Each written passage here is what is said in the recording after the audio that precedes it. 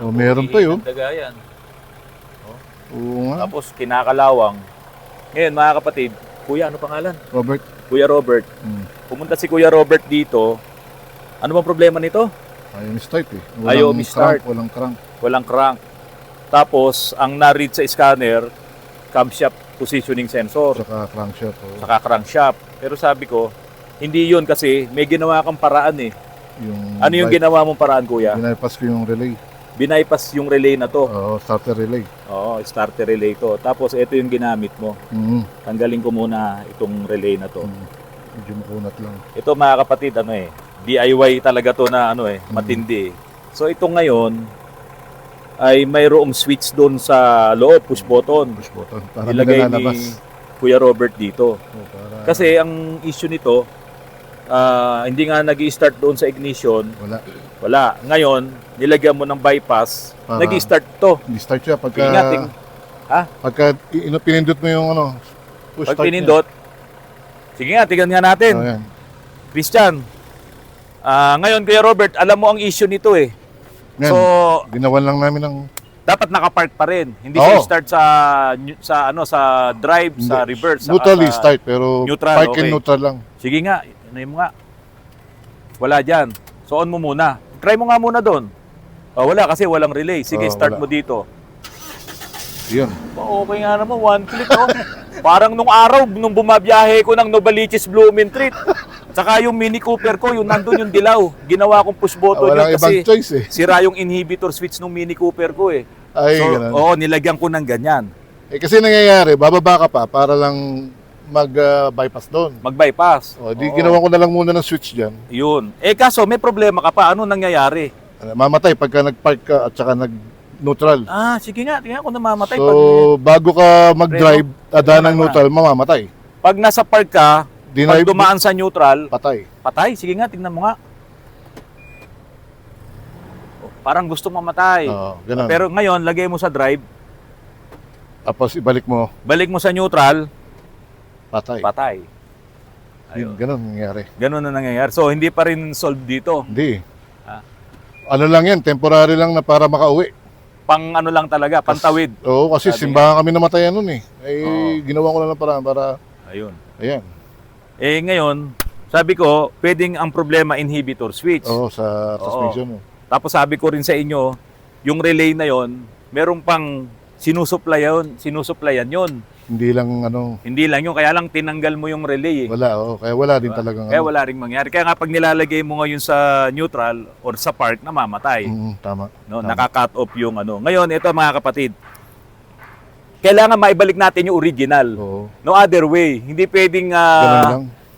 yung DIY na yun. Sabi nga ni Kuya Delikado. Robert, yun ay DIY, pantawid lang yun. Oo, delikado eh. Pagka natatakot ako dahil paakyat pa ba dito, Oo. pagka na-tiyempong namali ka, napunta sa neutral, patay ang makina, baka wala akong preno nun, mahina-mahina eh. Oo, tsaka pwede pang mangyari dyan, mga kapatid. Halimbawa, mabilis ka, namatayan ka, nalito si Bunso, halimbawa. Inilagay sa park, tumatakbo ka, naku, basag ang parking foul nun, yung mismong housing. Basag yun. Malaking... Kasi mapepersa kang ilagay sa park eh. Para lang minto. Kasi natakot ka eh. Diba? Kaya hindi namin kailangan ibalik natin yung gawa ng Hapon, yung gawa ng Toyota. Kailangan malaman natin kung ano yung ginawa ng mabait sa sasakyan mo. Yun nga.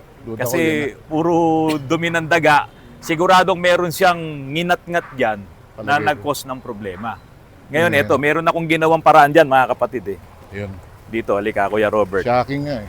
Oo. Yun lang pala yun. Nasaan yung tester natin? Galing. Nasaan yung tester? Sige, pakikuha yung tester natin. Ito mga kapatid, i-demo ko sa inyo. Ito yung relay natin. Ayan. So yung relay natin, merong coil yan sa loob. Yung coil na yon, susuplayan mo ng negative at positive dito. Magkakaroon ng magnetic reaction. Yung switch ngayon, ito, halimbawa, ito yung switch, magko-contact siyang ganun. Kapag inon mo doon sa ignition, magkakaroon ng supply, itong dalawang to, negative, positive, magko-contact.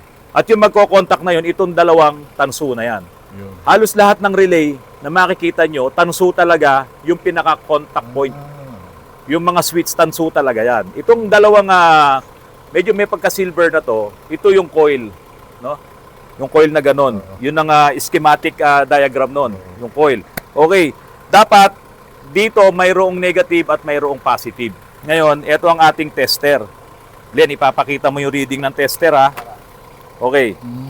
Kailangan mayroong positive dito sa switch. Christian, i-on mo. Ayan. O ito, meron tayong positive dito. Sa pinaka dito, meron tayong positive dito. Ayan. Ngayon, kailangan magkaroon ng koneksyon yung dalawa na to. Okay, pakita mo to, Glenn. Dapat magkaroon ng koneksyon yung dalawa na to sa pamamagitan nitong relay. Yun nga. Pag gumana yung relay, magko-contact ngayon itong dalawa na to. Yan. Okay. Kailangan din, mayroong magti-trigger dito. Meron tayong 12 volts. Tignan ngayon natin kung meron tayong 12 volts. Sige, Christian. I-on mo sa ignition switch.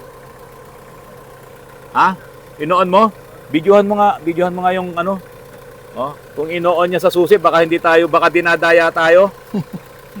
O yan, no-on mo yan? O wala. Sige. Makikita mo yan pag ino-on mo, namamatay yung stereo eh. Tignan mo, pakita mo. Oh, ganun nga. I-on mo ng matagal. I-switch mo. Nawawala yung stereo. Yung display. Sa baba. Yung power yung merong voltahe, mamamatay yun eh. Sige. On mo, Christian. Yung may green. Ganun mo lang, todo mong ganun. Ayan, namamatay. Di ba? On mo, Oo. Kasi kina-cut off niya yun eh. Pag mag-i-start ka, lahat kina-cut off niya Oo except nga. yung computer. Galing. Okay. So ngayon, dito, wala tayong nare-read. Sige, on mo. Wala tayong nare-read. So iiwanan ko ngayon, itong positive, dito ngayon ako sa negative kukuha. On mo. Ayun, may na-read tayo. Dito. Pero dito, sa negative side niya, wala tayong nare-read. Dito, meron. Sige, on mo. Meron 12 volts na nakukuha. On mo lang nang i-on, pare ko. Ayan, on. Anong problema, Kuya Robert? Ha? Yung pinanggagalingan ng relay Dito. sa wire. Wala yung negative supply niya ng relay. Negative relay. Ang meron lang positive, yun yung sini-switch, no? Yan na positive. Pero yung talagang negative na steady, negative na steady, wala. Yung positive na sini-switch meron. Anong gagawin natin ngayon para maayos yun? Bubuksan ngayon natin to. Malamang meron tinira yung daga dyan sa ilalim yan or kung saan man siya may tinira dyan. Kasi nawala yung negative. Ngayon sabi ko kay Kuya Robert, pwede ko ba sirain tong isa? Pwede ba? Oo. Sirain ko? Pwede. Kasi mga kapatid, hindi pwedeng walang supply itong relay na to. Kasi ang nangyari, inilagay niya lang yan dyan, so na-invalid ngayon, yung sinusupplyan nito, meron pa siyang binibigyan ng kuryente at ng voltahe. Kaso tinanggal niya, kaya every time na nilalagay niya sa neutral at saka sa park, Mamamatay. wala yung supply doon sa mga parts na yon. Gusto ko nga sanang i-download yung diagram nito. So kailangan bumalik yung relay.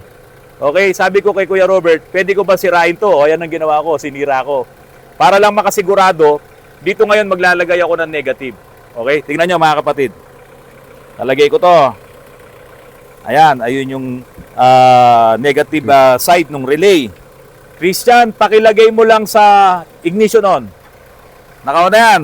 Okay mga kapatid, kukuha ako ng negative dito. Kung gusto mo, dito kukuha sa ground, kahit saan dito. Ha? Lalagyan ko ngayon ng negative yung portion nung relay na yon. Start ko na ha?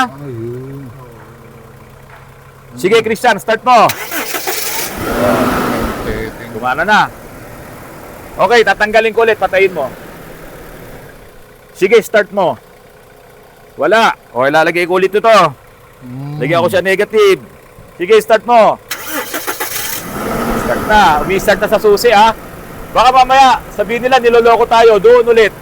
Patayin mo ulit. Patayin mo ulit. Pakita mo sa susi mo ini-start. Sige Glenn, puntahan mo doon. Oo nga. Okay.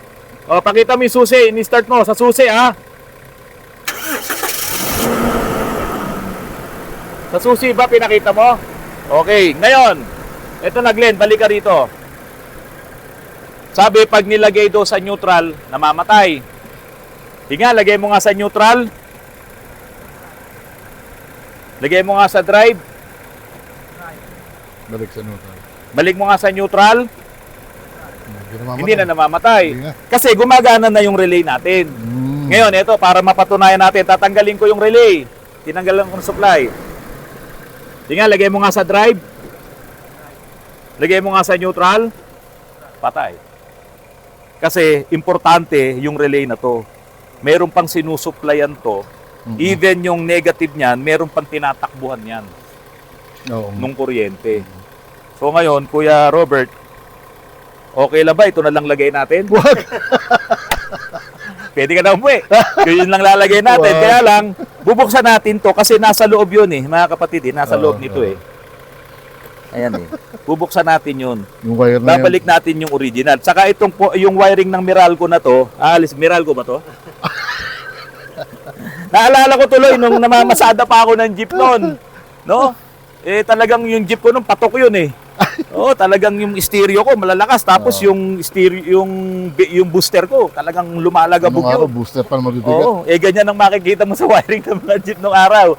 So Kuya Robert, Oo. iwanan mo na lang to. Oh, Total naman, inuna na kita ngayon. Para siguro. Mamaya, yung electrician ko ang pagagawain natin. Kasi meron lang ginagawa doon. Pakakalas natin to at titignan natin yung ilalim niyan. Baka may nakapasok na bubuwit dyan, tinira yon. Malamang. Or kung saan man yun pumunta, kailangan ko makita yung kulay ng wiring harness. Halimbawa, tulad nito, kung ito yung naputol dyan, Red and blue. na wire, hahanapin ko ngayon, magbubukas ako doon kung merong red with blue stripe. Pag meron dong red with blue stripe, kukuhanan ko ng resistance yon from body ground, saka doon, pag wala yun, malalaman ko ngayon Putol. kung saan naputol. Diba? Kung doon meron akong makuha, pero doon sa isang portion dito, wala akong makuha, nandito putol nun. Yun. Or kung talagang dito sa fuse box. Ganun lang naman talagang mag-isolate ng trouble pagdating sa mga open circuit. Okay. Eh medyo matagal lang yun kasi magtatalop tayo eh. Oo. Hahanapin ko ngayon yung wiring harness na yun, yung kulay na yon, at saka tayo magbubukas dito kung saan siya pumunta. Okay. So yun. Mas maganda na nalaman natin kung saan. Tapos medyo umaalon. Kailan ba nilinis tong throttle body niya? 2 weeks ago. 2 weeks ago? Dahil kala nga doon eh. Umaalon eh. Di ba pansin mo, umaalon? Sige, i-check din natin yon kung ano yung Saka naging map problema. sensor na Saka natin. pakabaho. Dahil siguro dahil nga doon. Siguro kung may time pa, palinis mo na yung ibabaw niyan lahat para hindi ganyan. Oo. Tapos maglalagay ka nung mabait. Oo. Ha? Para lang. Yung eucalyptus menthol. Maglalagay ka nun. O sige, kuya. Yun na muna. Kuya Robert. Thank you. Naku, grabe naman ang makina nito. Buti na lang binuksan natin. Ito po, yung ayaw mag-start doon sa susi.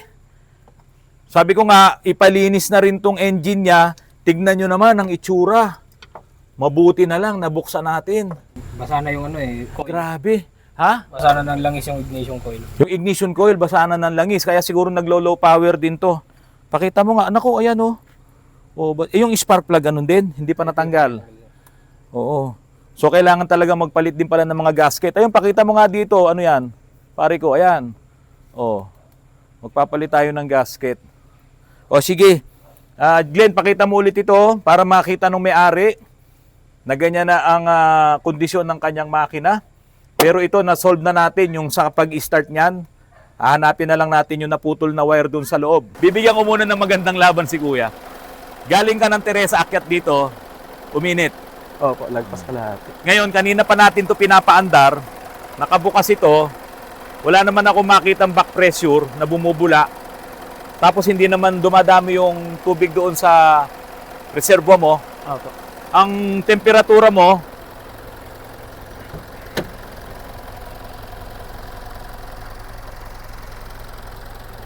medyo mataas ka na talaga doon sa gitna. Tingnan mo, tingnan mo.